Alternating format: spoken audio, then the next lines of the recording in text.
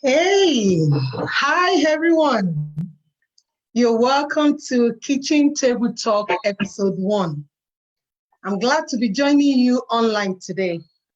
I'm really excited for what we're about to start here. So if you're joining us, you're going to be the first person to be here. And today is going to be exciting. So some of you want to know what is Kitchen Table Talk. So kitchen table talk is, those kind of gist that you would run into your mom's kitchen and say, Mom, come, I need to tell you something. So this is what we're going to be talking about today. And today's episode is very special. So stay on Zoom. So we're broadcasting directly from Zoom. And while you're on Facebook, I want you to please join me and see what is going to happen today. So we have a special guest, and our special guest today is Pastor Ronke Taiwo. So Pastor Ronke Taiwo is going to be talking to us today, and then it's going to be an amazing time. So let's continue this meeting. So Pastor Ronke, you're welcome. Thank you so much. I'm so glad to be here. Thank you for the opportunity. I appreciate you. I love you. And thank you for bringing me here. That's awesome. That's good. So I'm equally happy to have you here with us. And then our viewers are going to be listening to. Can we tell them what the topic is today? Yes. Today's topic is fighting temptation. Yeah. Fighting temptation. Fighting temptation. I remember the first time that I ran into my mom's house and I said, Mom, I need to talk to you. So I was almost getting to finish my secondary school. The college's grade 12 is the end of secondary school in Nigeria. So I went to Queen Elizabeth School in Ilorin. So when I was done, I rushed to my mom. I just wanted to hear from her some very salient things and some important things that I wouldn't like anyone to talk about and I wouldn't want to share with anyone. So today we're going to be talking with Pastor Ronke. Pastor Ronke is a very famous She's a child of God. She's a pastor's wife. She's a friend. She's a sister.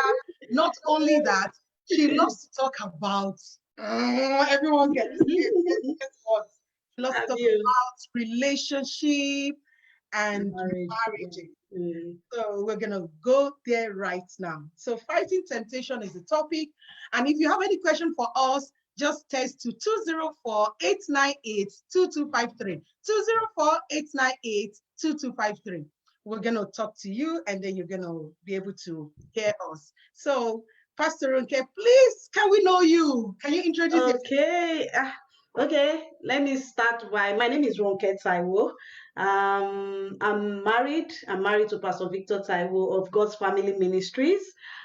We have 3 children, 3 boys, so my hands are full in the house. Yeah, then I founded Love Talks with Ronke Taiwo. That is I have a video program on YouTube where I talk to singles about love. I also founded Scintillating Sex in Marriage, where I talk to married people about love.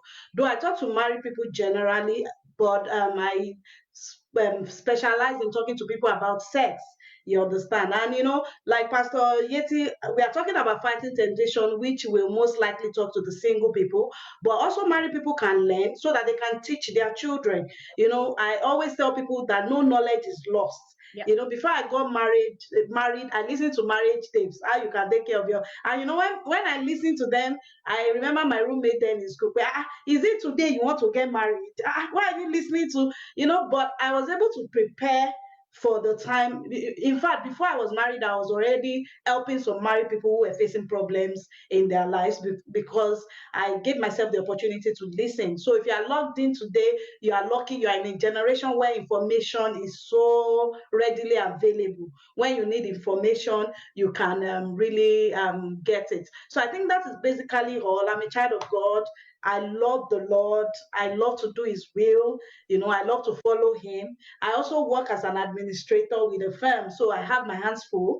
I'm a mother. I'm an administrator.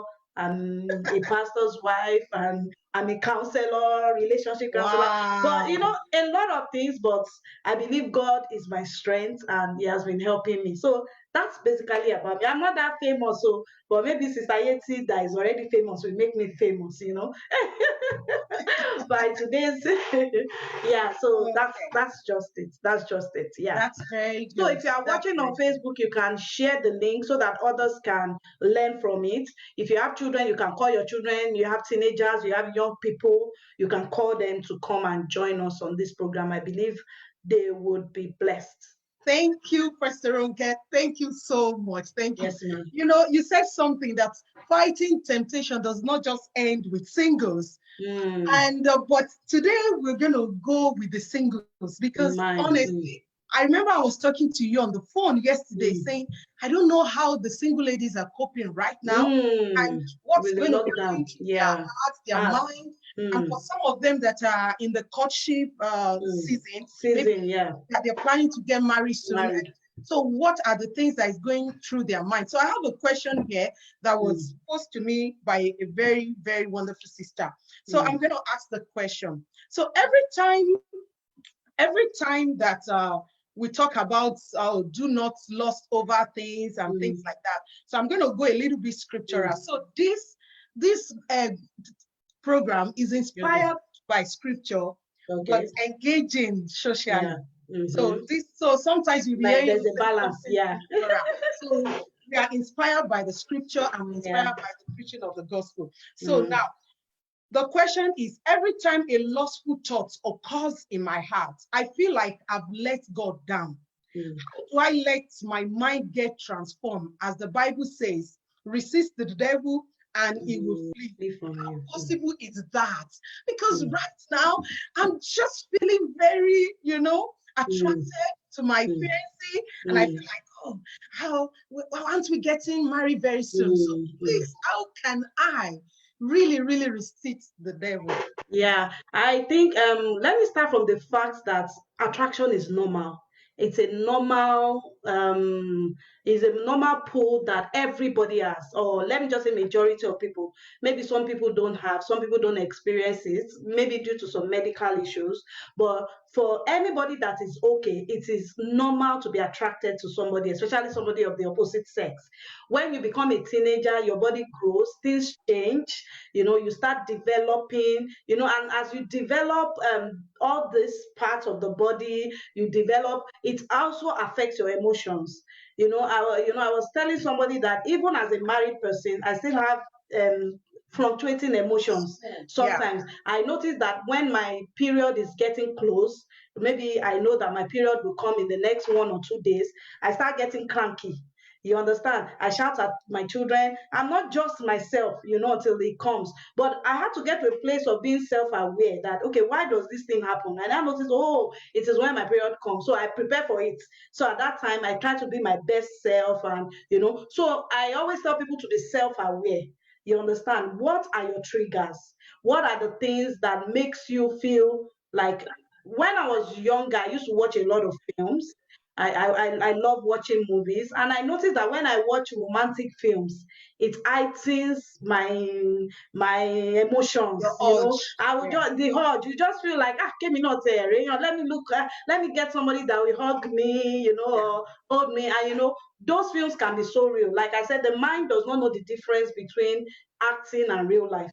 That is why we encourage people, think good things, think positive things, imagine good things, because what you think, the mind does not know the difference. That's why you watch a film and something will happen, you will start crying. The mind did not know, the mind registered it as is a real life, even though it's a film, even though you know that the person didn't die. But the fact that the person died and you loved the character of the person, Grips your emotions. yeah, it affects your emotions, so I always tell people, know the triggers. What are the triggers of your emotions? And I would be talking about two biblical scriptures. I think that will be my basis for today. I said I will not quote too much scripture, but I want to read Galatians 5 verse 16. It says, walk by the Spirit so that you will not fulfill the desires of the flesh, because the flesh desires what is contrary to the spirit, and the spirit desires what is contrary to the flesh. They are in conflict with each other, and so that you will not do whatever you want. But if you are led by the spirit, you are not under the law. When people quote this place, they say it's like, if you are in the spirit, you won't. This place did not say if you walk by the spirit, you won't feel the desires of the flesh, but it says you won't fulfill it. Yes. There's a Praise difference. God. You will experience it. The But flesh not will always have fulfill. desires Yes. that is against the spirit. Naturally, you will be greedy. Naturally, you will feel when somebody does something to you, naturally you want to revenge. It is part of what the flesh is. But it's saying that when we walk in the spirit, we will not fulfill that desire. That's It's right. not that the desire is not there, but we will not fulfill it. So I always tell people, when it comes to sex and relationship feelings and everything, we have to take it from two angles. You take the offensive, you take the defensive. How do you Amen. take the offensive? You make sure your spirit is on fire at all the time. Hallelujah. You make sure you are always praying, you are always studying the scripture. If you notice, I don't know, maybe many Christians notice, the time you are on fire spiritually, maybe you are, it happens for You're Christians. burning for the Lord. There will be seasons you are burning. There will be seasons you are not really sending Christian things, that it will be like you are just cold.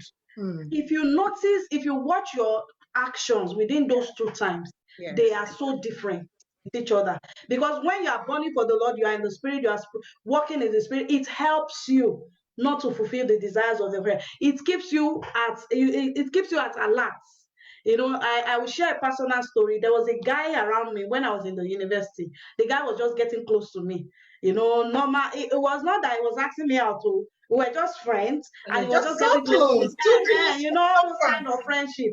And he was just getting close to me that I felt it was nothing. But so far, I don't have anything in my mind, So I would talk to him. I would do this. I would be his friend. I didn't know he was already liking me. You understand? But I was very close to him. If he needed something, I'll be there. If I need something, I can quickly call him. He will give it to me, and this and that. But that, as at that time, I was just strong in the spirit. I was just praying in the spirit. But somehow whenever I pray, I just feel I should move away from the guy. The thoughts will just come to me. It will come like a thought. I will say, this is the devil. The Bible says we should be friendly. Shebi is a Christian too. I should be his friend. It got so much that, but the fact that I was praying constantly, I was studying the scriptures constantly, I was praying constantly, I was speaking the word of God. It got to a stage, there was a day I just went to church. Somebody just came to meet me. The person said, I had a dream about you.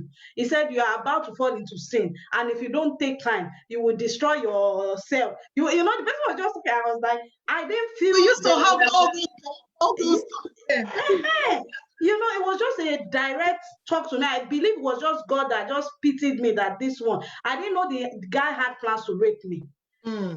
And it happened, but I was able to escape. God just helped me, but I didn't know.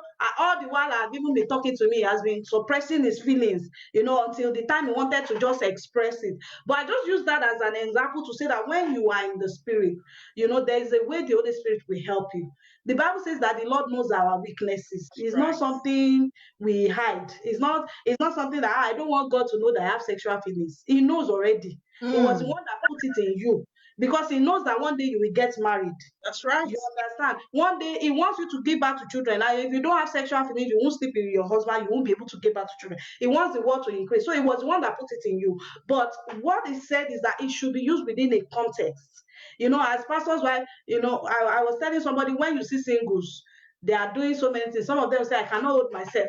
It is doing me like this. And you will be begging them. Don't have sex. So please don't have sex. I beg you in Jesus' name, don't have sex. When they now get married, you'll not be begging them, please have sex. And it's like it's not the time, because they have not experienced. For some, especially those who have not experienced, there's that urge is always there. When you don't have something, it's something like gold to you that you want to get. You understand? But what am I saying? For the offensive, be in the spirit. Then from the defensive, flee Flee. in Amen. times of temptation. You know, I wanted to even say that fighting temptation is good, but it's better to flee temptation. Than to When you fight know it. something, you see, you are not strong. Let's not deceive ourselves as Christians. You are not strong enough to handle sexual temptation. Because if you keep rubbing it on it, I know many people that are good Christians, they are in a relationship, very strong, on fire for the Lord, but they walk into temptation's path.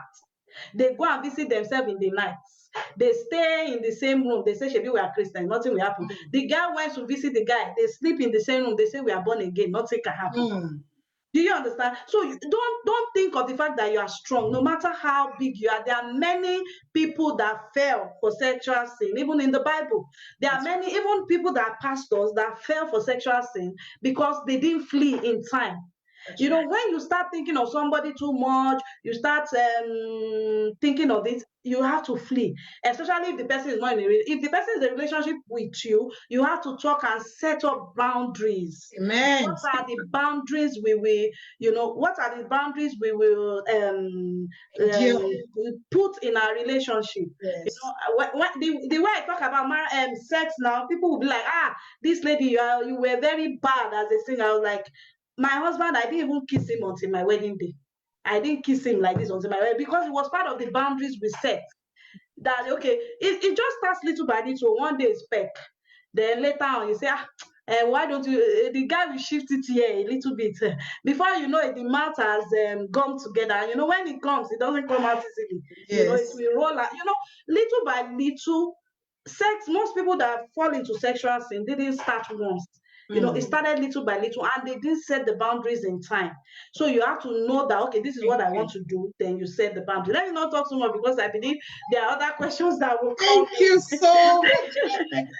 So the most important thing here is so that you can fight temptation, but we always add that it's better to flee from that. Lord bless us in Jesus' name. Amen. Now, the next question here is, during this coronavirus period, stay at home, you know, just be lonely, you know. So my question is, how do I manage my emotions at that time? How do I manage my emotional comfort? And sincerely, my quest for emotional comfort is increasing, and I'm afraid boyfriend will take advantage of it. Of me. I'm loving him more because I see him more. Okay. In fact, if you were obeying the government, you won't be seeing each other, because you're supposed to be on isolation. You're supposed to be on isolation. But of course, I understand. The fact is that when there is loneliness, there is a more opportunity to go into yourself. And when you go into yourself, what you have inside will come out, different thoughts. You start thinking of different things. And the first thing I always tell people is that you have to build a schedule around yourself. Even though this time is a free time, if you can build a schedule, okay, my children's school has a schedule for them. And it has been helping them during this time. Because it's something, if you ask them, they might want to play ball from morning till night. If you ask them that, what is your feeling? What do you want to do? Mommy, let's play ball. Let's jump up. Let's disturb everybody. Let's do this. You know, they want to play. But the school already set a schedule. There's a time for playing. That's right. There's a time for reading. There's a time. So I always say, set a schedule for yourself. There are many things you can do this time. You can register for a course where you are learning something. You can say, okay, 3 hours every day, I'm dedicating it to learning this thing. You can use that time to build up your spiritual energy. Start listening to messages. That's You right. see, people say messages are boring, but I always tell them that it's because you have not found the kind of message you like. Yes. You understand? Look for a message that will minister to you and that you will still enjoy. You understand? So that you won't say, oh, it's so boring, and this one, that one. You can listen, and thank God for information is at our thing. And you can go to YouTube, you'll see many pastors preach. Of course, we have to be careful who we listen to. But all the same, you can use the time to listen to message. You can use the time to study your Bible every day. You can use the time to even start writing something. That's right. You understand? Start writing. Like, if you're a good writer, you can start. Even if you're not a good writer, you can scribble things down. You give it to somebody to help you rearrange it. You understand? And you know that. So number one, have a schedule that gives you things. It's not the Bible, but people say an idle hand is the devil's workshop. That's And right. it's true. You That's know, right. when I was a teenager, I remember whenever I was going to boarding school, whenever I was at home for the holidays, my mother would not leave me alone at home. She has a school, so we'll go to the school together. She will put me in one class, even if it's a kindergarten class. There are teachers there. If I should join the teacher, I'll be feeding the children. So I that will you're do everything. engaged. If I say I'm tired, I'm not doing. She said she will say I will not eat that month. That is work. You have to work before you can. I think that's why it gave me. Really gave me a strong work ethic. That most of the time I always want to work. Anytime I get somewhere new, I always want to do something because I always believe that if you don't work, you don't eat. Of course, there are different ways you can work. So you can look for something to do. You can look for something to take your time, because so that you won't just be idle and sleeping all day. Then another thing you can do is that you can make yourself help others. You understand? What are the experiences you have? There's no experience that is too small. That's You right. understand, that you can share with others, that you can teach others. Like You know, what I we're doing right recently, yeah, recently I formed a WhatsApp group. I just put singles there. I was like, when I was a single, there was nobody that was telling me most of these things. Most things I had to chase for knowledge myself. I had to go and buy books to know about this thing, because I got a calling into the relationship and marriage ministry very early in my life. You know, I was a teenager when God told me that that was what I was going to be doing. You now. understand? So, because of that, I wanted to prepare. There was really nobody for me to look up to. There were not many people. I think apart from Pastor Bimbo Dukoya, then there was not many other people that were really doing all these relationship. So I had to get books. So I just thought of this. These experiences I have had, I could just, so I found a free WhatsApp group for singles and I started talking to them. If I was not, it was just my experiences. Okay, how I handled this thing, how I did this. And many of them will be like, wow, they are so blessed. They are always thanking me that I'm changing that. So you can do so. It can be for children. You can start doing a video, something to give to children so that children to cook. You can start writing devotional for kids if you know you have interest in kids. But one of the main things is that you should keep busy. Then number two, again, you should pray. You should be strong in the Lord. Number three is better you reduce. If you know that seeing each other every day will bring up unnecessary feelings and strife, it's better you talk to the person you're in a relationship with and you will agree. I think when we first got in a relationship, it was just most of the time we're seeing each other outside the house. You know, it wasn't like we have so many money to go and spend on eateries, but Mm. it was just safer for us, because when most of sometimes I'm home alone. Sometimes my husband then when he comes to Lagos stays with his brother. Sometimes the brother is not at home. If I remember, there was a particular day we're supposed to go to church together in the night. It was a vigil. So I went to meet him in his brother's place. And, you know, he didn't let me enter the house. He just stood outside and was talking to me. And I was like, let's go Yeah. inside. And I said, no, let's be going to church. I was like, going to church. They won't start vigil until 10. We Until see 10. after. My husband said, no, let's go to church. I was even angry that day. It was later he was trying to tell me that I should take you inside the house. There was no light. You know, everything is dark. Only me and you. Don't let me sing unto God. You know, I didn't even know.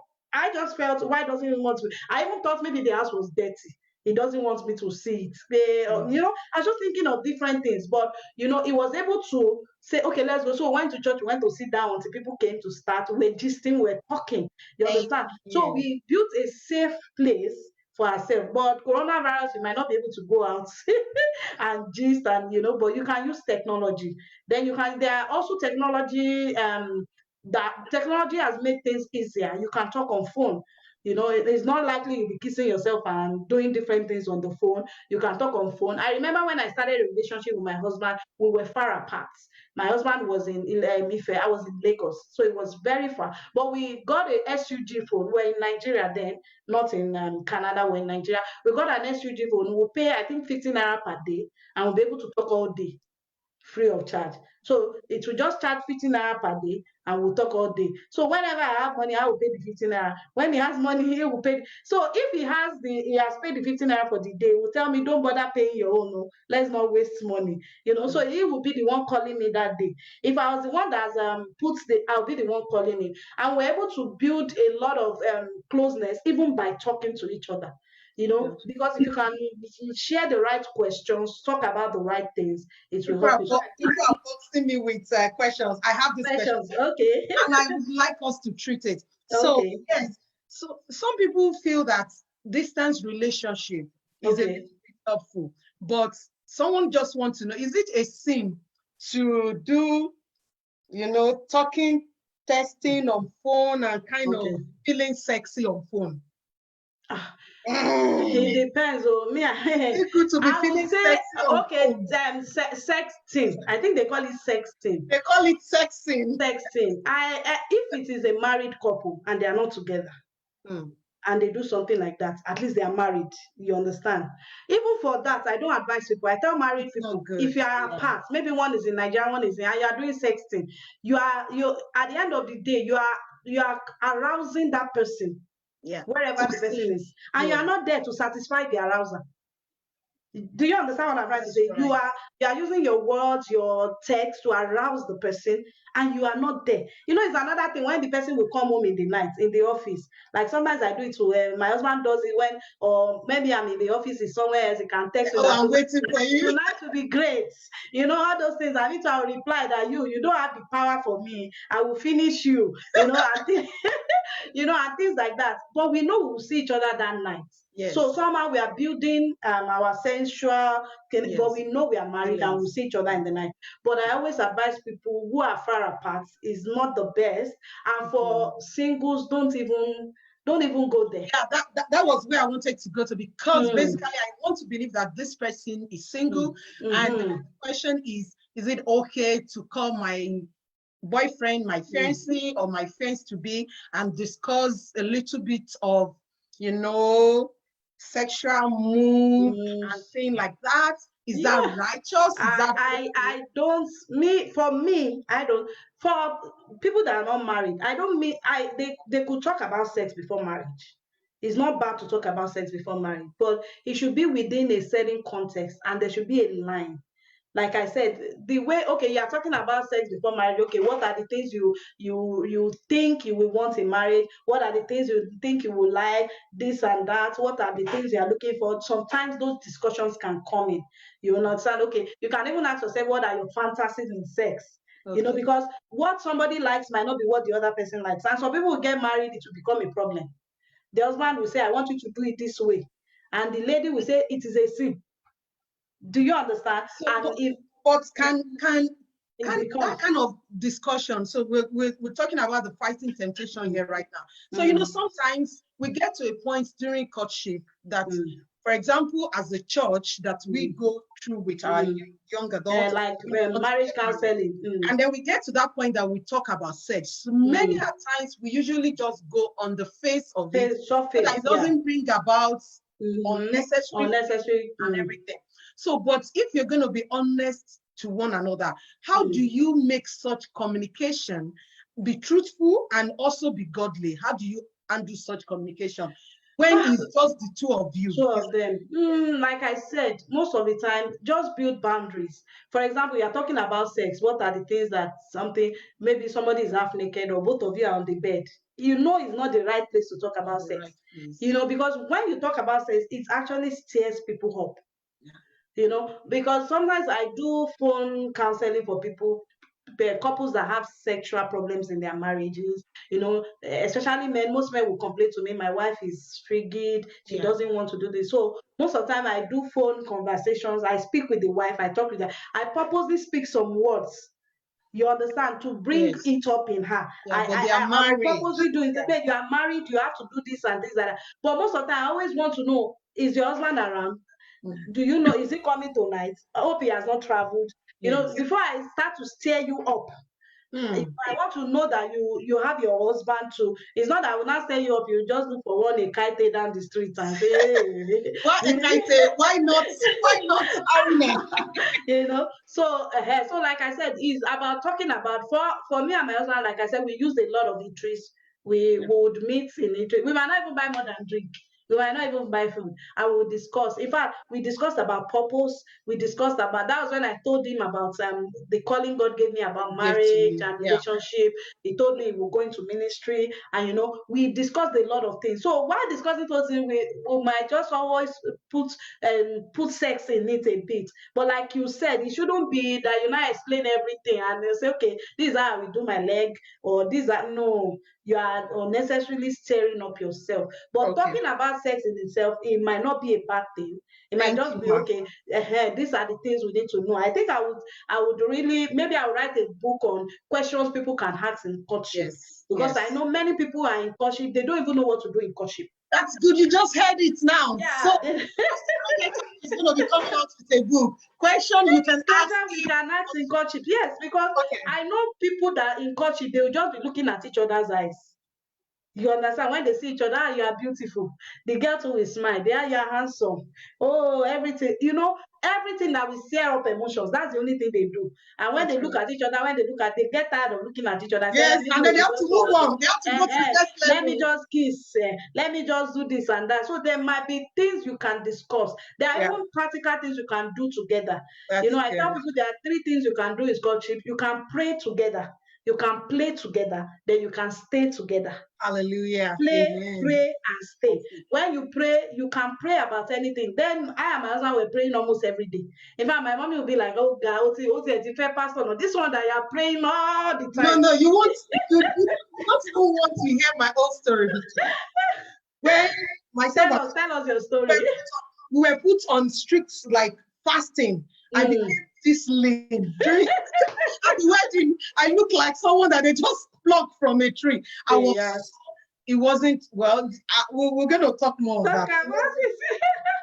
So you can pray because we need prayers. There's another question here. Okay.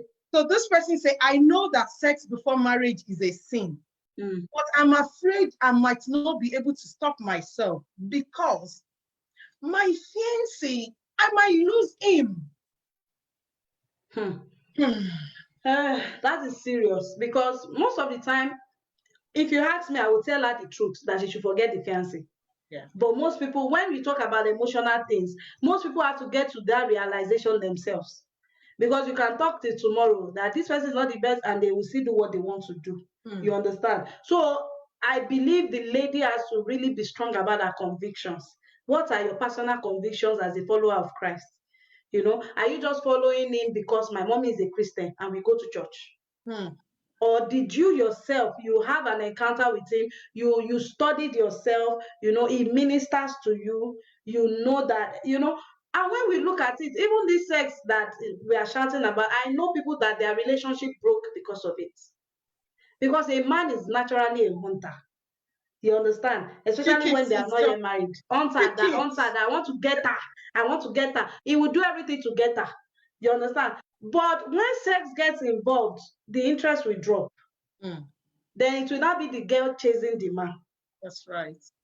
That is why we have many marriage counseling issues, many marriage issues now. Because even some men that are married, they will say they are getting tired of their wife. Is it the same? Is it? And you'll be like, you have married this person, you are a Christian, you must follow scripture, look for things. That's why I tell people, excite yourself in marriage.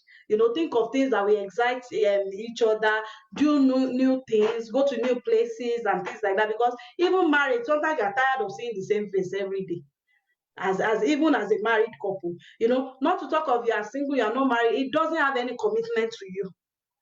So if he gets what he's looking for, how are you sure that he will still marry you? How are you sure that he will still have trust in you?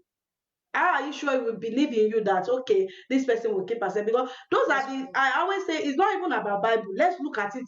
If you say, okay, I talk Bible too much, let's look at it as a normal day-to-day, everyday thing. Yeah. You are the one that will be filled with shame. You are the one that will be filled with the guilt. The guilt of the fact, especially as a Christian, when you know that you're not supposed to do it, you'll be filled with guilt that, why did I do this? And it will disturb you. It will affect you emotionally. You are the one, in case of anything, you're the one that will get pregnant. Then you not get pregnant, or there are so many things that could go wrong. And a sin will now start coming on top of sin. You are a Christian, you had sex, you not get pregnant, you want to abort. You understand? Little by little, you are just adding sin upon sin. And if you don't abort, the child might not accept the baby. Now you become a single mother. You understand? And it might be harder for them. And they will wonder how. Most of them, they will say if they knew, they will just tell people that you should just keep yourself, or That's right. So whoever that person is, I'm just encouraging you. You see, don't give up on God. I don't know, society. Can I share one personal story? Yes, ma'am. Let me just share this story. When I was 7, I met a guy. I really liked that guy. As in, I would say that was the first time I really You fell mean for somebody. National Youth Service Corps? National Youth, yeah, my son in Nigeria. Then we have program after university program. You serve the country for 1 year. You are posted to a new place, yes. And you made ready. And I really liked the person, but I knew the person was not right for me. Number one, he was not born again.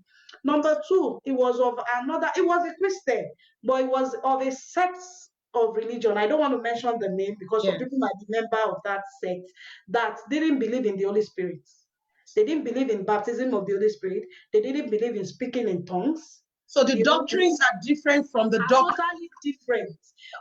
But I was still looking at it, and I started praying that it would change. I said, God, that you will save him. And the Holy Spirit convicted me. I was like, that prayer is a selfish prayer. That's because right. If it wasn't that you liked him, how many people have you prayed for that? Praise God. You see that I'm not born again, you're praying for this one, you're not shouting day and night, God make him. And he was a very nice person. Right. But I knew that I had purpose in front of me. I knew that, imagine if I had married him, all the things I'm doing, I will not be doing them. All the support I get from my husband for the ministry, do this and that. Most of my books, my own is just to write. He will do everything. He will do anything system, anything printing. That's right. My husband and even kept you on I be on the Zoom. When I couldn't see the video, I said, what's wrong with this Zoom? I had to call him. And he said, okay, I didn't pick the camera. I picked another because it had some list of different cameras. I picked another camera instead of the webcam of the laptop. So many things. But what am I saying? Then I felt it was a hard thing to do. God convinced me. I said, leave that relation. You will see somebody else. That's right. You will see. Don't ever believe. I've always been plus size. I've never been a slim person. So I'm not somebody that people will get attracted to immediately. And, because I have a big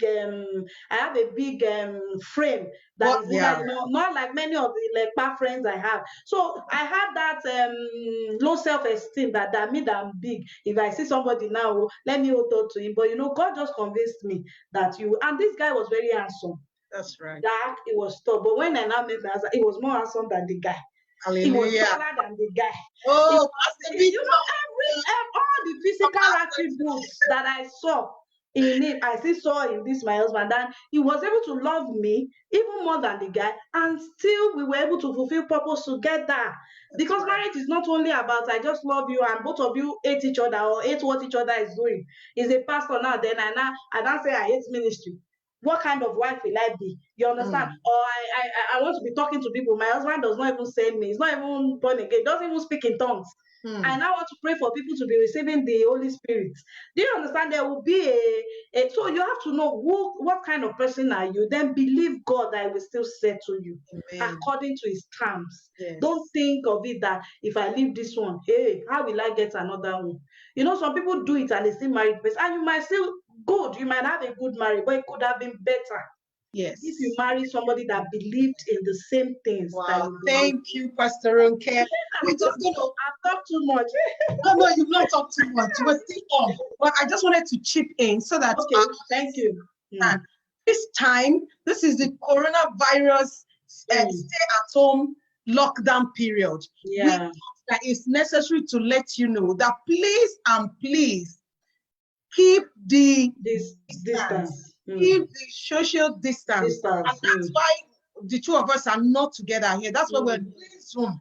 We could have done it together. Not only that, we encourage you, if you have to go out there, use the nose masks just to keep your breath to yourself. And if you go out there, use the sanitizer. And when you're using the sanitizer, not just rubbing your palm alone, go everywhere. Rub every inside. Many places that you know. Oh my God. These things are being Mm, carried with inner fluid. So if you mm. touch your hand in your eyes, you put Eyes, eyes in your eyes, you put your eyes in your nose, mouth. anywhere that the internal fluid can take it and travel straight to your lungs. So Mm, please keep the social distance, mm, use the nose mask, and always wash your hand, washing your hand at least 26 seconds to mm, wash your hand with soap when you're at home, when you have, mm. where there is water. Yeah, Wash where there's water. wash Mm, your hand. And please, and most importantly, the Bible says, if mm. God doesn't save us, who can save us? Who can? So Mm. please always pray. Always pray. And Always remember pray. to pray for our doctors and our nurses and Nurses. everyone out there helping us to get grocery, that we go to the Mm, store, we meet them.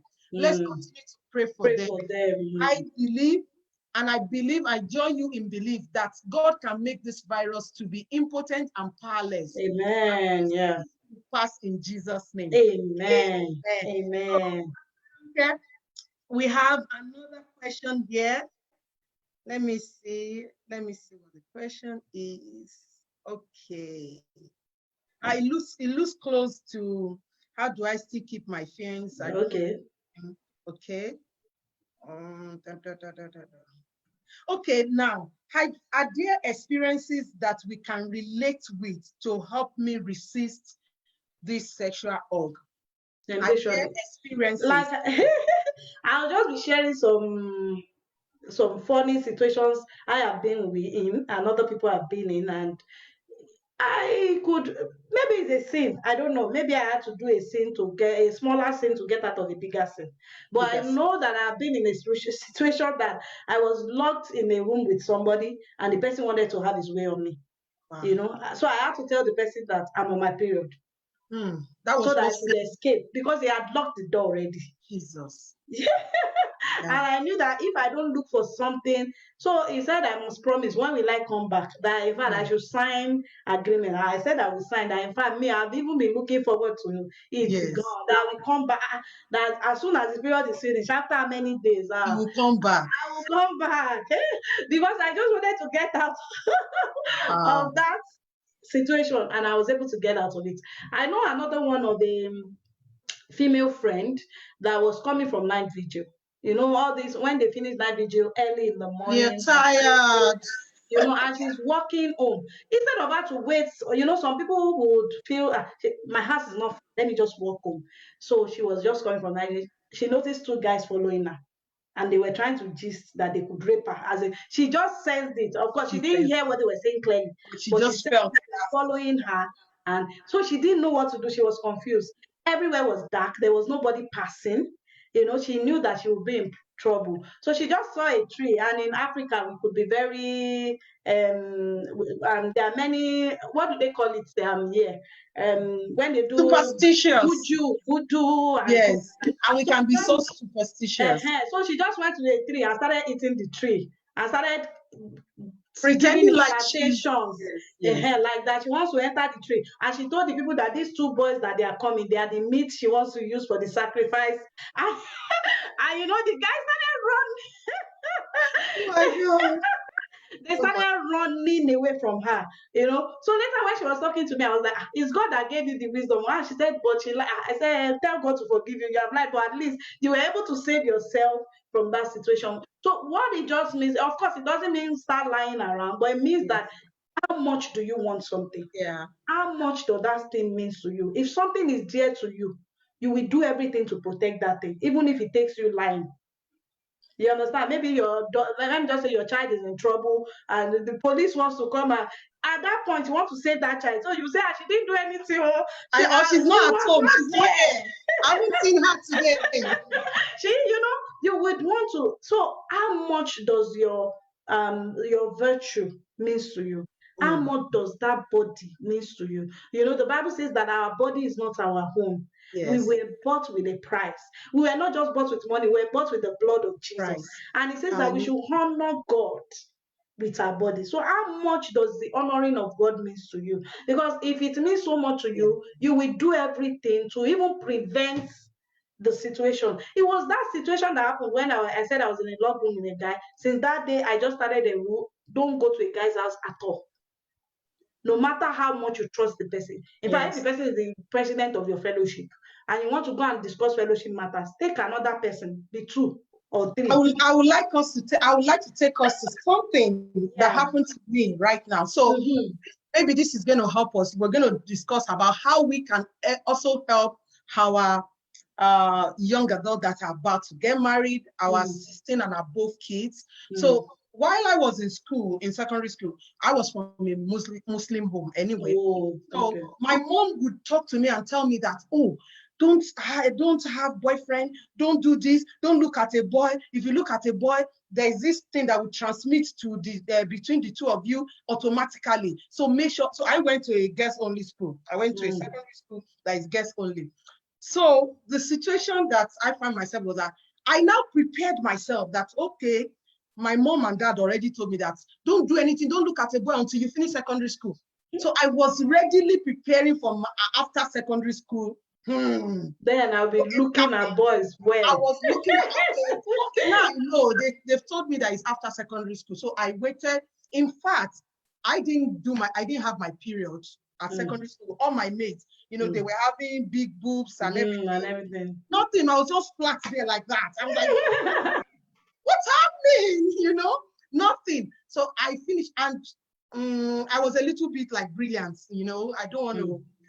I studied mathematics in university. So my secondary school, I'm always about study, about book, chemistry, this and that, science study, and everything sciences. So I focused on that. So immediately after secondary school, I was waiting for my JAMB results, my SS result, and everything. So I'm expecting all the A's to come in, and I was also now looking. That time now. So now look at boys. So, and immediately I finished, my expectation is that all the boys will be coming from everywhere. So when, like you said, the low self-esteem, it was like, where are all the boys now? Where are all the boys? And there's this particular boy in the area that I just feel like, this guy looks very, nice. This is the kind of person I would like to. So I try to position myself. Everybody knows in the area that this is a brilliant girl. I'm a coach. My dad was a coach. He's late now. So they call Omo coach. Yetunde Omo coach, that kind of a thing. So everybody see me like that. Even though we're staying in an environment that is not really like elite. They saw my parents as the elite in that community. The place, subscribe to us and say, oh, Omo coach, kilo Omo coach, that kind of a thing. So I was looking out for that time. And so one particular day, I went out and I came back very late. And my mom, she's very, very strict. I'm telling my kids now, they are enjoying, They are grandkids to her now. And they'll be seeing me the way I'll be telling her, Mama, just stay there. Do this. They'll be wondering. So I said, this woman, if you know her, you dare not. What did she do? Because I came home late that day, I stayed out with my friend so late. She said I should just go back to where I'm coming from.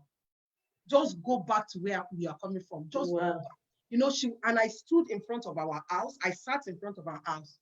And in front of our house is close to a mosque. There's a big mosque that is adjacent to my house. So I just sat there. And then suddenly this guy, maybe he was coming from a club or something. The guy that I said I liked so much. He was just slowly.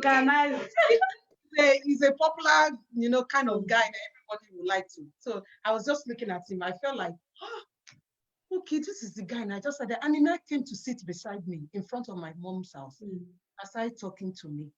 And started making me feel appreciated, feel welcome, and was asking me what's happening. My mom, she said, she asked me not to come inside the house because I came late. So he stood up, he tried to bang the door for me, it didn't open. Apparently, I followed him because I followed him to go and sleep in his house for that night. In the next morning, my younger sister, she's very little. So I pretended to her and say, just tell mommy that I slept in her. Meanwhile, my mom did not sleep. She was watching. She saw everything. So sometimes we parents, how do we do the right sex education for our kids? How do we do the right caution? How do we do the right barrier in place? How do we handle this? I'm having that discussion with my daughter right now. My daughter is going to be 16 years. One of the area that myself and her used to fight is her phone. I always feel that there's something terrible on her phone. I always feel it. So anytime I see her, I'm like, I'll grab her phone. She'll be like, and she has given me her password several times. I'll forget. I'll say, what's your password? They give us your password. And then when she give me a father that is the same password, it's not as if she's keeping it. She'll be like, Mom, what's wrong with you? What is wrong with you? I just keep taking her phone. In fact, this stay at home, my plan was that now that they are studying online, let her use her laptop. The first thing I did, I seized her phone. I didn't tell her. I just collected her phone. I said, I'm the one that bought it for you, so I'm collecting it back. She refused. We fought. I had to call my spiritual mom in Nigeria and say, please intervene, because my husband just left me and I alone. My husband just let the two of us alone to handle it. I was so mad. I called my spiritual mom. I said, Mommy, please, how do I do this? Now, in fact, she's going to be one of our guests very soon. Wow. Mom, I'm going to invite her. She's just amazing. She knows how to do all this stuff. She just brought me down. Pew! I found myself flowing on the floor flat. And, so the issue now is, as women, as mothers, how can we help our kids fight this temptation? Yeah, one of the things I want to always say that as mothers, we should love. There's something about the love that a parent show a child that will make the child, have self-esteem, believe in himself. You see, what happens to many parents is that we are quick to show the children's faults to them, but we are not quick to appreciate what the children does right. I have little children, they're all boys, but if my first son washes the plates, even if he doesn't wash it well, I saw one of it is not, I will first appreciate him for washing the whole plate before I tell him that next time when you want to wash a cup, you don't just wash the outside, you do it like this, you do it like that, and you'll be like, oh, I didn't notice. Sometimes they'll say, I use the dishwasher. Even if you use the dishwasher and you notice that one of the plates were not okay, you have to do it again before you put it in it. But I would have first appreciated him. And I noticed that when you appreciate them, they want to do. When I appreciate the brother and the younger one has not done anything, he will go and arrange the shoes at the door and call me that, Mommy, I have arranged the shoes. Come and see, so that I can appreciate him too and let him know. So most of this appreciation, many people go outside to seek it because they are not getting enough at home. Especially if you have female children and you are a man, appreciate your daughter. Take her out on a dinner. Let her dress up and take her out. That father-daughter dinner is today, and show her. When you go to the dinner, let her know that one day you marry a man that will take care of you better, that will do this better, but you have to keep yourself. You understand? Let's come from the angle of love. When we come from the angle of I want to shout, it doesn't move them. They will just be telling their friends, your mommy can shout, my mommy can shout better, and they will laugh. And that is all. What they want to do, they will still do. So I always say, then number two, what are the things you are instilling in them from a young age?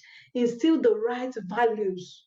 When somebody was asking me the TV, something I registered for, I said, I don't have any TV plan. I don't have Netflix. I don't have any, because I don't want to use my hand to buy nonsense for my children.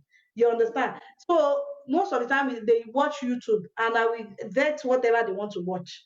They'll say, Mommy, can we watch this? I'll say, okay, you can watch it. Sometimes when they go to their friends, they watch some other things. They'll say, I watch this. So I'll say, you can't watch it in this house. Why? Because I'm trying to put the right value. The Bible says that train up a child in the way he should go. Yes, and when he grows up, he will not depart from it. Even if the child departs and does something bad, the child will know that she has done something bad. It's another thing. Been taught right. Right, because that is what she has been taught. So even when she does something and she feels bad, she's sorry about it. You understand? Unlike you don't have, because we have to have time for them. We have to have time for them. We might not say because we are working, we are looking for money, we don't have time for them. Then lastly, have life discussions with your children all the time. I have some people that are children of some of my auntie's children. Sometimes I do it for their mother. The mother will say, one day I was asking one of them that, do you talk to her about sex? The mother said, never. This one, how will I be talking? I'm okay, Karen. I said, how old? She said 18. I said, 18. She's a small girl. That do you know? She has been hearing about sex since JS1. And now she has finished secondary school. You are saying you have never. He said, no, I will not. I said, it's better you teach her and don't let her go and learn from outside about it. You understand? No matter, we shouldn't say the children are young. explain to them. In fact, when we will watch a film and there's a scene, maybe somebody toasting somebody or somebody acting, anything that looks romantic, my husband will purposely ask the children that, what do you think is happening there? You know, my son can say, the man wants to sing with the girl. You understand? Or something. But they might not really explain sex because But they are still like, young, but they yes, know that they wanted to the do something scene. wrong. In fact, when two people kiss in the film, my son will ask me, maybe they are watching something and they kiss. My son will say, are they married? Yes. And I said, I don't think they are married. I say, they're kissing. They're supposed to be married. So one way, I never sat him down to teach him that you have to be married before you kiss. But somehow it has dropped into him that, okay, Yes. it is married people that are supposed to be doing this. You understand? I hug my husband in their presence. I'm free with my husband. I peck my husband in their. Of course, we don't do anything more than that. But I let them know that you can have this to someday, but it is when you get married. You know, it is when you get married. So little by little, we start teaching them and we start talking to them about it. Then lastly, we will pray for them. Yes. Because where you cannot get to, the Holy Spirit can The get prayer to. can get. The Holy Spirit, you know, I had a man that I always listen to him and say, he said he prays for his children constantly, so much so that when they are doing something bad, he will sense it. And he will call them before that time. In fact, there was a day he said they introduced his son to drinking alcohol.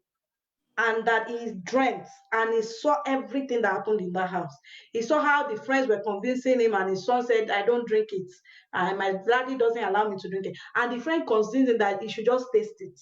And the son tasted it. He said when the son came back, he was like, welcome. How is everything? This one now. How was the taste of the alcohol? He said the son started crying. Daddy, how did you know? He said it's the Holy Spirit. Oh. It's the Holy Spirit. Why? What happened? He didn't follow them, but the concern he had for the children and the length of time he has carried up his children in prayer. God was able to. And he said it doesn't happen like that for other people. He doesn't see for other people as much as he sees for his children because of the concern and the love he had for them.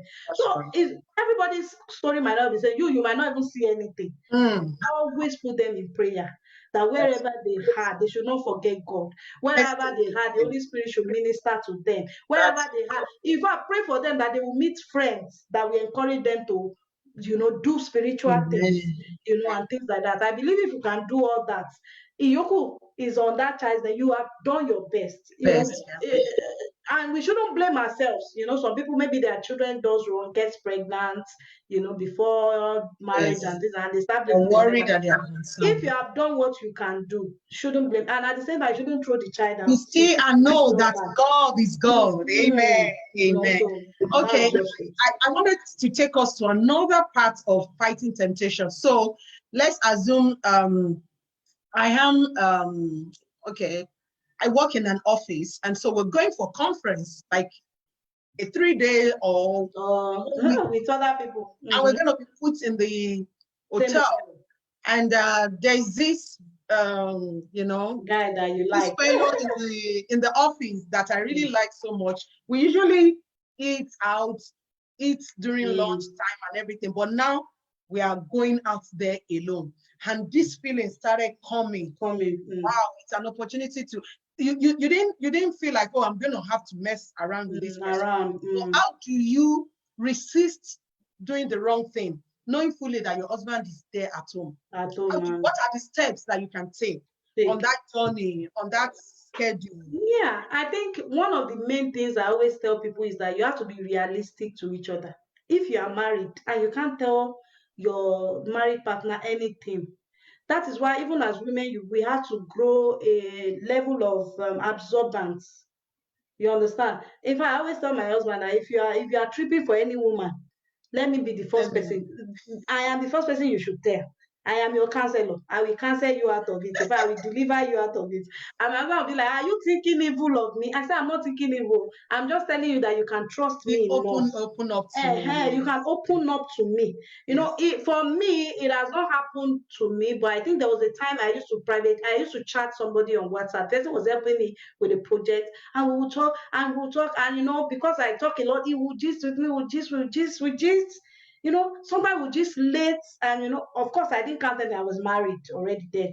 One day he did not talk to me on WhatsApp. I chatted him, he didn't answer. I started missing him. Missing him. That was the day I said, I went to tell my husband that Please, oh, this has not happened to me before. I was chatting up somebody. I didn't chat him again. I was not missing him. I was like, the devil has wanted to enter your lawyer. Sit down, let me preach to you. But it wasn't that he took it as, are you this one? If it was that kind of man, I won't open up to it, because sin thrives in secrecy. That's right. When something is in secret, say it again. Sin thrives in secrecy. Yes. If I'm tripping for someone, I already tell my husband I'm tripping for that person. My brain will reset, because one way or the other, somebody else knows about it. In fact, I can't even tell the person. There was a time a guy used to come. I was married already. I knew him when I was single. He would come. He was like, since all the lady has not married, he didn't see anybody like me. This one, that one. I'll be like, don't worry, God will help you. Pray. Yes. You will say, he said he wish he's still married to. It's me that I'm married. I didn't marry somebody else. And things like that. And he will say something like that. And then, so one day now called me as well. And I used to tell my husband, tell my word, you'll see what he's saying. Can you imagine? So somebody I'll put it on speaker. My husband will be laughing. So you have not said anyone to my. So one day he talked to me and I said, you know what? Just hold on. I want to give it to somebody that the person can help you and advise you. And he said, who? I said, just hold on. And now gives it to me. My husband was like, hello, how are you? This one. Oh, you are the one tripping for another person's wife. And my husband, as soon as he heard that, he just cut the phone. He didn't call me ever again. Ever again. Because our husband, he cut the phone. But if I've been secret, I didn't tell my husband, I'm secretly hearing that from him every day. The same thing with the office. When you have people in the office, even if you have close friends in the office, introduce them to your husband. That's right. Bring that so that you would be able to say that. So don't be secretive about it. Tell other people. If you have friends, tell them. Let them speak the truth to you. If you know that your emotions are shifting to you. Let them speak the truth to you that, okay, you are married, you shouldn't do it. Then number two, we should think of the end product. When you want to do something, always think of the end in mind. One of the things that made me conquer drinks, taking a lot. I don't really take drinks, and I've been able to conquer it. I can see it. Even people can give me for free, and I say I don't want. You understand? Before, I haven't gotten to that level. One of the things was that I just saw something about, maybe I just saw a video of somebody taking drink, and it was doing so many bad things in the belly, and the picture just stuck with me. So whenever I say a drink, I just think of the future that it will do so many. Then number two, me that I'm already big, I will be bigger if I keep taking drinks, and it helped me to overcome it. So when you think of the future, don't think of now the pleasure of 5 minutes that will disrupt your family forever. When I think of it, I think if I sleep with somebody else, what will my child say about me? My children will not say, my mommy, she sleeps around, she's a prostitute. Do I want that kind of testimony about me? So everything I need to do to keep my marriage good, to keep it working. I think next time, maybe another time we talk to the married people. That's right. How do you keep your marriage so interesting that your eyes is not even outside? Because when you lack emotional connection at home and somebody gives it to you outside, easily you want to take it. You want to take it that this person tells me I'm fine, and this one, let me quickly take it, Right. So all those things are the things we need to do. I think our time is gone. We have spent about an hour. You're right. Actually, we scheduled this meeting for... It's like we should just keep talking and talking. We scheduled this meeting for 1.5 hours. We just want to... Okay. I thought it was 1 hour. Okay. It's 1 hour, 30 minutes. Oh, and so, beautiful. Pastor Ronke, I have been richly I've been blessed. And I want to tell you that everyone who has joined us has been blessed. Yeah. And just to share on the one you're talking about, office, I love the contribution that you gave. I had an experience back in Nigeria. I was going for a program like train the trainer. So I used to work at the bank then, and so we're going to Ozumba, and there was this new hotel that was just open that they gave to us so that all of us can be there. I've always, like you said, I always confide in my husband to let him know anything that bothers me, that worries me. So I already this guy that is always stopping me in the office, and we're going to be in this training together and sort of like that. So my husband dropped me. If this would be helpful, my husband dropped me. And nearly my husband dropped me. I got the guy to introduce him to my husband. I said, this is my husband, whatever. And I said to my husband, this is the person I told you that We always do this. And He will be shocked. he just said to him, please, please, please, please, please, you guys have to be very careful. I don't want to hear anything. Take care of my wife. I am coming back. My office is very close. I'll be coming here for lunch. I'll be coming here for dinner. It was just making all those fun. And up to today, we still discuss about it. Anytime we pass through that hotel, I'm like, oh, Oni, do you remember what we did here? So, and then I eventually now brought him to come stay with me during, so that we were now together. Like in the evening time when I'm supposed to be alone in my corner, I just told him, I said, maybe you should come spend the weekend with me at the hotel. So we were all together and it was fun. So there are several things that we can do to help ourselves. Importantly, let that mind be in you. You that was in Christ. Hallelujah. So you just ask yourself, would Jesus do this? Do this. What would Jesus do? Yeah, some people say, I wasn't there when Jesus. I said, you were there because you have the Bible. Bible to read. Bible says, yes, the Bible is for instruction, for teaching, and to give us for admonition and to correct us. So those things are there. So study the Word of God. You're going to have imprint in you all the things, all the tools that you need to work the work. Yeah. Beautiful. Richly, richly blessed by. Yeah, thank you so much. So fighting. Do we still have other questions, or we are okay? Let me see. Yeah.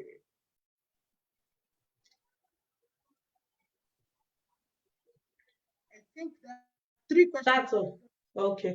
There are 3 questions that I joined together about guys taking advantage. Somebody said, okay, I used to date this particular guy before, and then we didn't do anything, but now I'm dating his friend. The enemy always make me feel like they are discussing me. Well, how do I handle it? It's very tricky because I for one don't really encourage, if you have dated a friend, then date the person's friend. Yeah, but in some situations things like that can happen. I think she should just be truthful with the guy. Okay, when I dated, nothing, this is what I'm this and this are what happens, and I don't really like if you are discussing about me with the other person. Be truthful with the person you are with now. You understand? But also you have to be careful because the person, minds can easily be poisoned. Especially in a situation where you are dating somebody. The person could have told him things you didn't even do. Can even tell him you aborted for him. Yes. People are just so wired in such a way here, So that's why I always tell people, keep your testimony. As a young girl, keep your testimony. When I met my husband, I didn't even know that we had mutual friends. I met him, of course, I met him through another friend, but I didn't know that many people knew me that knew him. So when he will ask other people about me, they will say, that girl, she's a very good girl, very physical, she's committed to God, she likes God, she's talkative, and things like that. But apart from that, she loves God. And when I ask people that knew him, they say, he's very calm, very cool, is this, is that. What happened? We were able to keep our testimonies. So it was easy for him because he told me there was a time he had a leading for a girl. He just felt like, let me go for this girl when he was in the campus. He said the pastor of the girls' fellowship is his friend. They were roommates. So he now mentioned it in the years. And I like one girl in your fellowship. Mentioned the girl's name. He said his friend told him, God forbid that one. She will not come for prayer meeting. She will not come for choir. We are always chasing them upon the fact that our parents are Christians, our pastor, she doesn't even want to worship God. All she likes is parties. My husband immediately heard it. Immediately the feeling just dissipated. That if a pastor can have this kind of testimony about somebody, then it's not the right. So I always tell people, how good can your pastor defend you? How much does your pastor know you? How much does, when my husband talked to my pastor was like, she's one of my best. In fact, I don't even want you to marry her because I know you take her away from this church. If it's God's will, just go with it because I don't want her to leave. That she's one of my strongest members. She gives to the work of God. She's always there. When I need this, she will buy things for me. She takes care of me. That was what the testimony my pastor shared. And when my pastor got to know him, he's a good guy and things like that. But what I'm trying to say is that, what is your testimony? For the lady, thank God she didn't do anything with the other guy. But what if she did something? Something. Forever she will live with that guilt. In fact, the husband will be looking at her through the eyes. That's right. As somebody that my friend has slept with. Is it not leftover? It takes somebody that is very mature to not hold it against her. You understand? So I think she just has to play her game well, face the person she's with, and be sure that the person is on the same page with her, not just using her. So, or maybe it's not that they are just passing, because sometimes some guys will bet. Maybe you are dating somebody, the friend will think that can get that girl from you. That's and the girl will, it happens to one of my friends when we were in university. The guy betted that she would get the girl from the boyfriend, and she did. And people, I'm sorry, the guy did get the girl from her. In fact, when the guy finished with that, the guy told the girl, I already have a girlfriend. I just wanted to prove to my friends that I can do this. Get you. Do you know the girl was still chasing this new guy? Okay, I want to leave that for my best. Leave your girlfriend for me. Let's be together.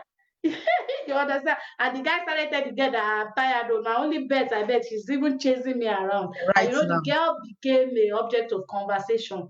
That how would she do that? What kind of person is this? Well, and things like that. So I think we just have to keep our testimony. We must always think, what will people say about what I grew up in a home. I grew up with only my mother, because my dad died when I was very young.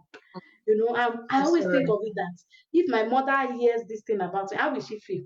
Her heart is already broken. She's already a widow. I will not have to go and get pregnant again. And things like that. So I just always used to think of my testimony. You understand? Apart from the fact that, okay, I think about God, fulfilling God's way, I always think that I want to maintain my testimony. Especially when I knew that I'll be talking to people about relationships later in life. When you don't have a good testimony, people will just be coming from different places. This one teaching girls to be holy. So it's very good that for us that we have a very clear vision of what our purpose is in life. You have a clear vision, and God will help us in Jesus' name. Amen. So that's for that one. Now the issue here is if okay, I'm a young lady. I'm about to get married. I've seen how my sister is struggling with her in-laws in her own house. So when she's married, I've seen how she's struggling with her in-laws. It looks like as if things are not working well with the in-laws and everything. And she confided in me. So we come to the kitchen table and we talk about this all the time. When she comes to my house, we talk about her in-laws. I come to her house, we talk about her in-laws. And this kind of give me a mindset of what to do. I'm about to get married next month. So how do I position myself to be at edge and at advantage? Okay. Yeah, I think the first thing I always say is that you just have to love them. If you enter a house with a mind of love, with a mind that you are ready to love them, you see, what we don't understand is that we don't say our feelings, but people feel the energy you bring into the room. Yes, I don't want to the body language. Yeah, people will feel it. If you came with the mind that any mother-in-law that tries nonsense with me, I will show her. You came with that mind. Even if you kneel down and pretend and do everything, the person will not understand. The person will just have something in mind that I'm not okay with this girl. Especially if you enter into a house that is filled with the Spirit of God. They will just know that something is wrong. So I always tell people that have the mind. What me I do before I got married, I pray. When I pray for the person I'll get married, I'll pray for the family that they will love me, that they will care for me, that they will. In fact, I use my name to pray. My name is Aderonke. It means that I have seen somebody or something to care for. That's the meaning of my name. So I pray that my name, cherish, somebody to cherish and care for. So I pray for my name. I said, when I get to my husband's house, everybody will care for me. They will love me. So I went into marriage with that mind. In fact, the first day I met my mother-in-law, hey, she hugged me. She even pounded yam for me, and everything. This one, she's I believe it was favor. I believe it was just favor, because all his family members, even people that were not so born again, they just liked me. Everywhere I found, in fact, a spiritual father's house, the first day I went there, come and see how people hugged me, because many people stay in his house. Pastors in Nigeria, now when you're in jail, a lot of people will be in your house. So many people, younger people, my husband too stayed there. So there were a lot of people there. So the first day I came there, At the door, everybody was already hugging me as if they know me before. I was like, I'm just coming for the first time. Now, this one that yeah, they were just so happy that Brother Tope of Jesus has brought and she's even fine. She's A even sister of serere. Jesus, She sister can even of talk. God. This one, you know. Then number two, don't pretend. You don't need to pretend. Be who you are. If you are a talkative, talk. If you are a gentle person, be gentle. If you are a nice, of course, you can want to do nice things. Like I came from a Yoruba family. The first day I want to go to my mother has already told me I should sweep the floor. I should be calling everybody brother and auntie. In fact, if there's a dog in the house, I should call him brother Jimmy. You know, and yeah, you know, all these respect. I should respect them, and you know. But I was able to stay true to who I was. When I went there, I would gist normally as I would gist. I will talk normally as I would. So they will know me that I'm a talkative. I talk. You know, it won't be like I will act gentle, I will not get married, I will not start talking. Or when I go there, I want to pretend to be who I am not. Be who you are. Who are you? Show yourself for who you are. And if they will love you, they will love you for who you are. Then the mindset you have, even if they don't like you, the mindset, love will always win battles at the end. Amen. It might take a while, but love will win battles at the end. Now my mother-in-law is even closer to me than my husband.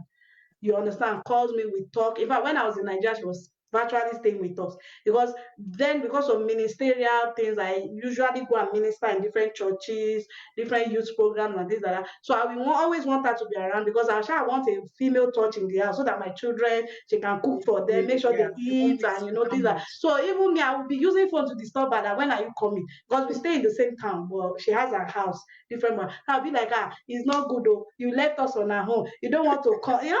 It was the opposite direction. You know, some people will not want their mother-in-law to come to them. Yes. Me, I will want her to come. If she says she's going, I'll be like, where are you going now?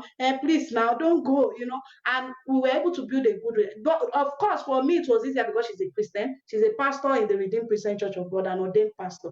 So being Christian, you know, both Christian can help. And you know, she loved discussing about spiritual things. And me too, I am at home with that. I will tell her the new book that somebody wrote. In fact, she still sent me a text message that, and there was a book she read in my library. What's the title? She wants to buy it, you know, and things like that. So we have different things to discuss about. But what I always tell people is that go with the mind of love. How will you treat your own mother? If you are saying truly that you and your husband has become one, yes, then how will you treat your own mother? If your mother abused you, if your mother abused you, will you tell your mother you are no longer my mother? You were saying it that your mother was wicked street. Is she still not your mother? Is still my mom. Will you say, I will never talk to her again? She abused me. She did this. No, you can't do that. So the same way, we should be patient with them, and we should go with the heart of love. Let's not go with the heart of fighting. Because I know young girls that even pray that their mother-in-law should die before they get married.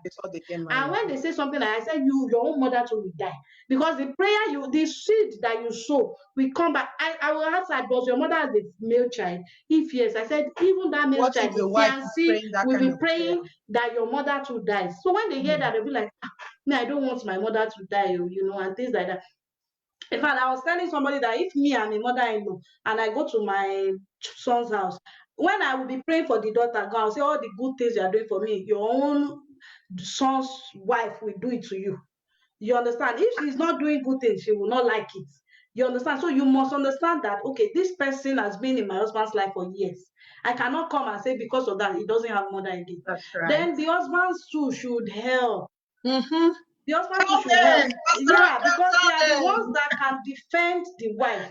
When I first gave birth, my mother-in-law, my husband as a mother, even as a grandmother. So my husband, and we were all staying in the same place. You know, they were already planning how they would use hot water, you know, and you know, I'm scared. I told them I don't want hot water. I will look for something else to use for my bed. I will tie clothes. I just don't want anybody to use hot water. But I never told them directly. My husband just told them that, you know, because she had a painful labor, doctor said no hot water. And all this something like, but the stomach, so that it will go down. You know, they want to help. Yes. They don't like, my husband, no hot water. It was my husband that defended. Even me, I was like, maybe they should do it. My husband would be like, shut up. I'm talking. I said, I don't want anybody. You know, my husband took the blame on himself. So that it won't be like the wife already. So even me, I was acting as if I wanted the hot water. It was my husband that defended. It was my husband that defended me. I mean, I was going to crying. say that one is white lie. It was the one that defended me. So you just have to defend your, like I always tell people, if you are a son to a woman, you always give her money. And you give her money, you'll be like, don't let my wife know. You have put your wife in the bad book of your mother. You are telling your mother that my wife will not support me giving you money. Yeah. But you even give her money and you tell her that my wife is the one that told me to give you. Yes. Even you can buy things and say, my wife said I should give you. You understand? Me, I want to give something to my parents. I say, it's my husband that bought it. And, when you do things like that, it will help them to love the person. They will see the person as somebody that cares about them, somebody that always wants to be. The way my parents-in-law carry me, like God, though, I was like, God answered my prayer. They really cherish. In fact, when we were supposed to leave Nigeria, my mother-in-law was crying, like, hey, I will miss you, and things like that, because I was able to pray ahead about it, and I was able to bring myself. Then number 2, bring yourself down. Don't get angry unnecessarily. Yes. Most of the time, stop nagging. Little things can make your house angry. Like maybe you put one stew, you wanted to cook it one way. Maybe your mother-in-law now went to cook it or do something. So people get angry. Why did I give her? It's my kitchen. It's not worth it. Your marriage and your relationship between your mother and your son is not worth to be sacrificed on the way they cook stew. That's right. Don't forget it and go and buy another tomato and do your own the way you want. Good. You understand? But you now start fighting or feeling bad. Why would she do this? Why would she enter my kitchen? Why would she wants to help you? You understand? She might not know that this is the way you want to do it. So let's bring this home. Let's bring that's right. Let's bring it home so that people are not left out. So what we're doing here is this is Kitchen Table Talk episode. Yeah. And we're discussing fighting temptation. We talk about young adults trying to manage how they're going to cope, even their emotions, coronavirus and the emotions, and distance marriage and everything. Now, this next question has to do with the church, and I'm bringing it down to the pastor's wife. So we're putting ourselves in the position here right now. So how do you undo? There are some female in the church. They are genuinely close to your husband. Helpful. They are genuinely close to your husband to be helpful. But it looks to the crowd like something else. Yeah. Loitering around. How do you undo it? You, the pastor's wife. Genuinely, how do you undo it? How do you undo such a situation? Okay, I think the main thing to do is, number 1, don't ever bring down yourself to fight somebody because of your husband. Because if you do that, you are trying to tell the person that your husband is irresponsible and your husband cannot hold himself. That is just a pastor, but he cannot hold himself.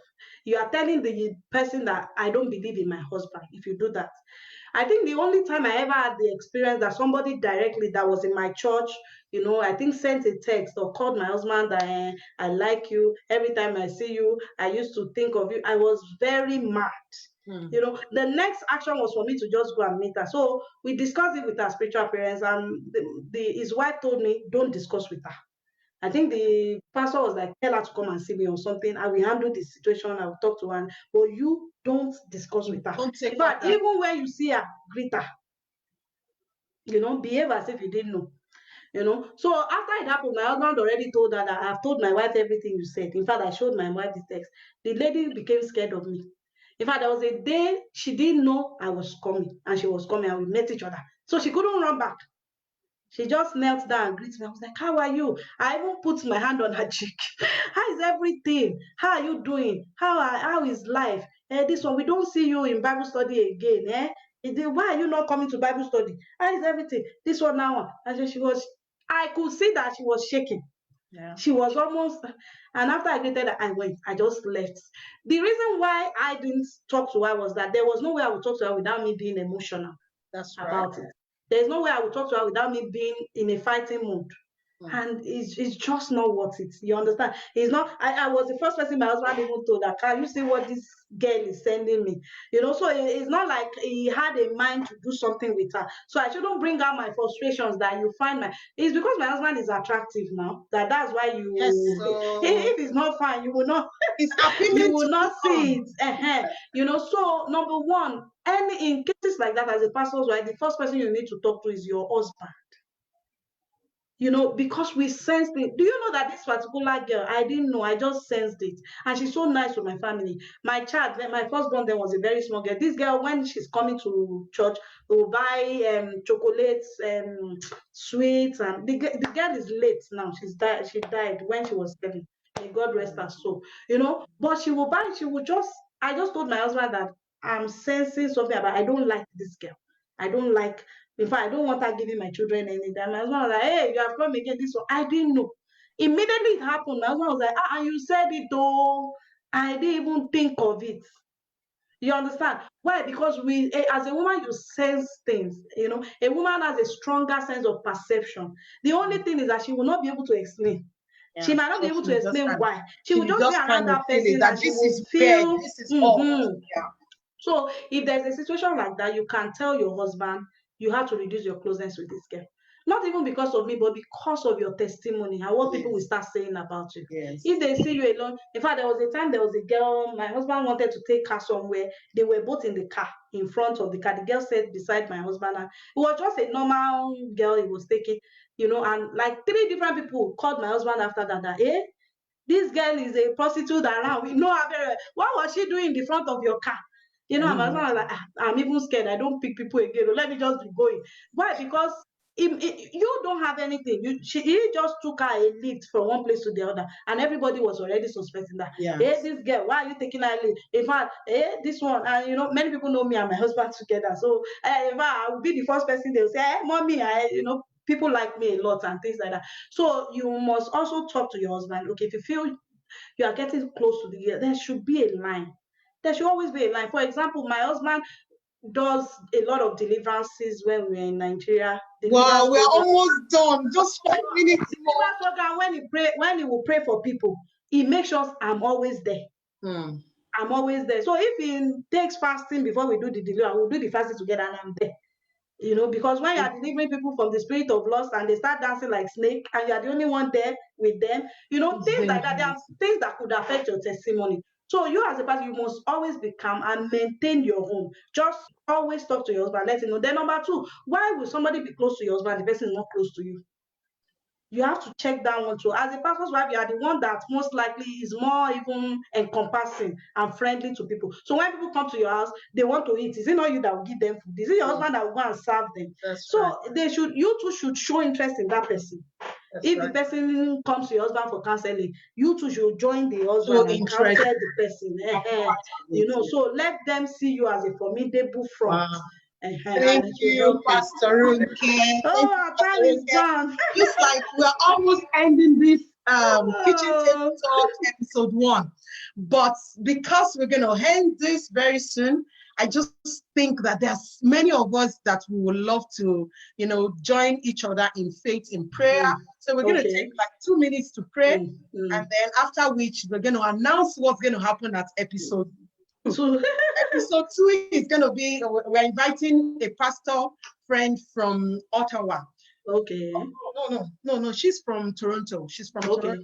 So we're going to be bringing that to you as a surprise. So episode 1 is Fighting Temptation. If you have any question for us, you can still send those questions to us. I'm going to send them across to Pastor Runke, and then we can have a brief time that all these teachers will come together and just encourage us and teach us and everything.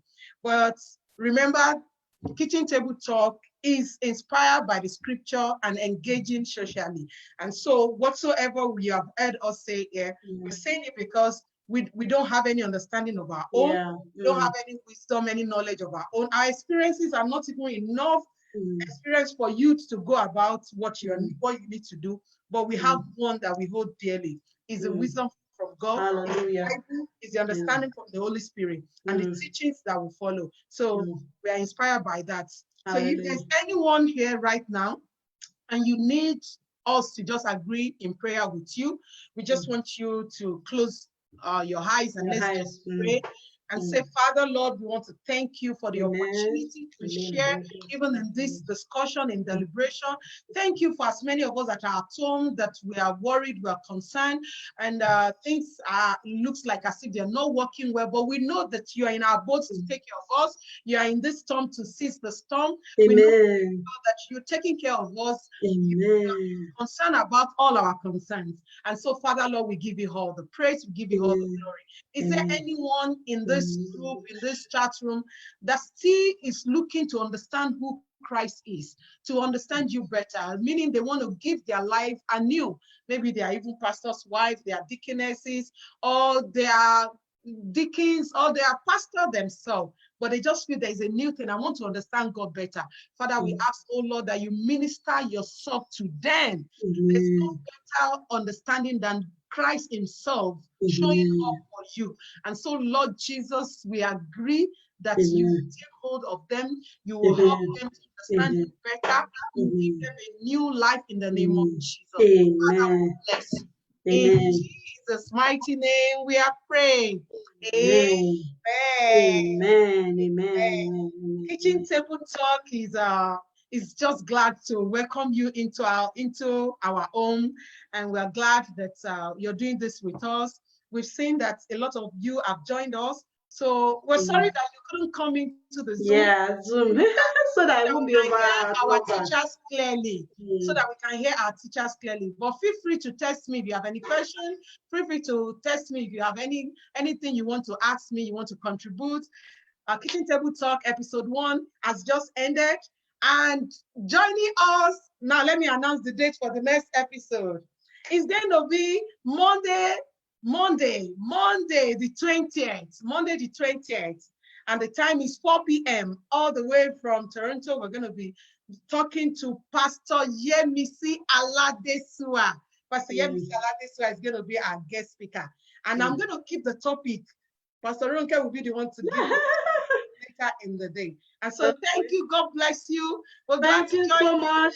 Thank you for bringing me. I appreciate you so much. I love you so much, Ma. Thank you so much for what you are doing. You have always been an encouragement to me. Your energy is so much. And I pray that the Lord will keep infusing you with more energy. Amen. Thank you so much. Amen. I love your passion for the Lord. I love your passion for the Lord. The last time you came to our church, we were all blessed. It was Thank you so much. And every opportunity that I have to get to speak with you and to speak with my people, it's a moment that I don't ever want to, to take as a bit or something. Thank you so much. My love to your husband. Yeah, Pastor Taiwo, Pastor Victor, thank you for giving us the opportunity to have your wife for 90 minutes. Oh, yeah. Thank you so much. Yeah. Kitchen Table Talk episode 1 just ended. God bless you. Make sure you share it with everyone. Yeah, and invite you Monday at 4 p.m. Yeah, love you. Bye. May the Lord keep you and bless you. Okay. Amen.